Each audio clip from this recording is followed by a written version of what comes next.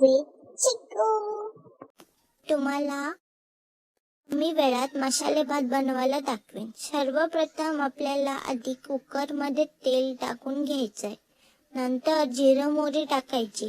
जिरं मोहरी तडतडली की थोडीशी शेंगदाणे टाकायचे. कांदा टाकायचा. कांदा आपल्याला ब्राउनिश करायचा आहे.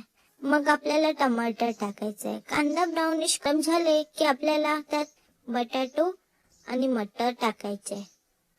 मग मिक्स करायचं आणि आपल्याकडे असलेले सर्व भाजी जसे की शिमला मिरची, गाजर तेही टाकू शकता. मग मसाला टाकून घ्यायचा. लाल तिखट, हळद, धना पावडर. मग मिक्स करायचं. मी आधीच तांदूळ भिजवून ठेवले होते तेही टाकले. मी माझ्या अंदाजाप्रमाणे पाणीही टाकून घेतलं.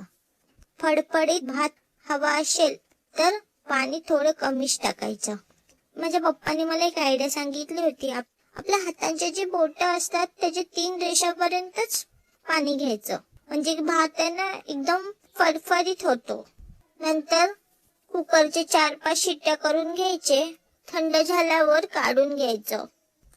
ही आहे आपली झटपट आणि चवदार अशी मसाले भात.